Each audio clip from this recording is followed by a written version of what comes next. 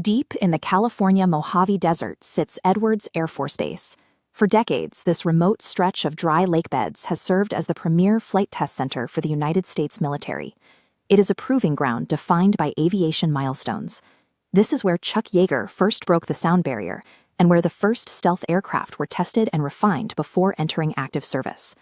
But pushing aerospace technology past its known limits requires operating in highly experimental, volatile conditions. Progress here is inextricably linked to extreme risk. That reality surfaced again in June 2026. The aircraft involved was a B-52 Stratofortress, tail number 600061, bearing the name the Spirit of Aggieland II. The Stratofortress represents over 60 years of strategic military power, but keeping a legacy airframe relevant requires testing new components in flight. And technology doesn't test itself. It requires human beings willing to step into the unknown. This schematic compares the bomber's legacy radar to its replacement. The mission objective was to evaluate a Raytheon Active Electronically Scanned Array, or AESA, radar.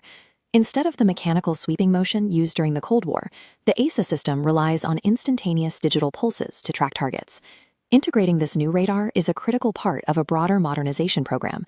By replacing aging analog systems with modern avionics and new engines, the Air Force plans to keep these heavy bombers operational through the year 2050. To evaluate a system this complex, UNITS carried 8 people on board that morning. The team was an unusual knowing. A standard B-52 patrol typically flies with a crew of 5. The presence of 8 individuals highlights the highly technical nature of this evaluation flight. Bridging the mechanical gap between a 1960s airframe and 21st century radar technology is incredibly delicate work. It demands a vanguard of multidisciplinary experts actively monitoring the systems in the sky. On the morning of Monday, June 15, 2026, the crew prepared for a routine local test sortie. At 11:20 a.m. Pacific time, they initiated takeoff. Almost immediately after the bomber cleared the runway, a catastrophic failure occurred. The aircraft went down rapidly, slamming into the desert floor. The impact triggered a massive post-crash fire. Aerial footage captured soon after the incident showed a towering plume of black smoke, with virtually no recognizable wreckage left intact. This chart plots available reaction time against altitude. At cruising altitude, pilots have minutes to correct mechanical failures. During takeoff, that margin plummets to 0. Furthermore, test flight bombers are fully loaded with fuel. Maximum weight combined with minimum altitude creates an unsurvivable impact environment.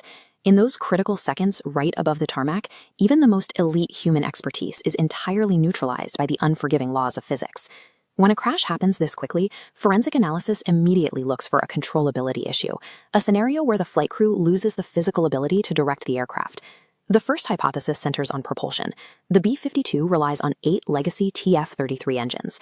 A sudden, catastrophic failure or uncontained fire in these aging engines could abruptly strip the bomber of the thrust needed to climb. The second possibility involves the flight controls themselves.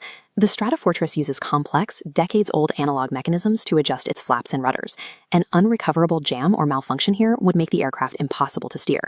The third scenario looks at the mission's specific cargo.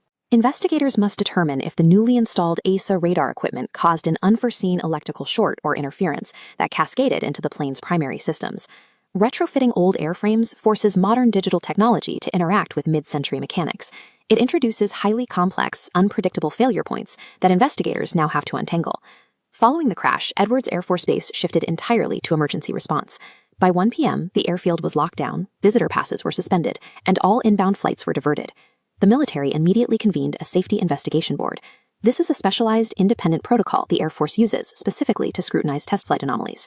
Base officials estimated the inquiry will take up to 6 months.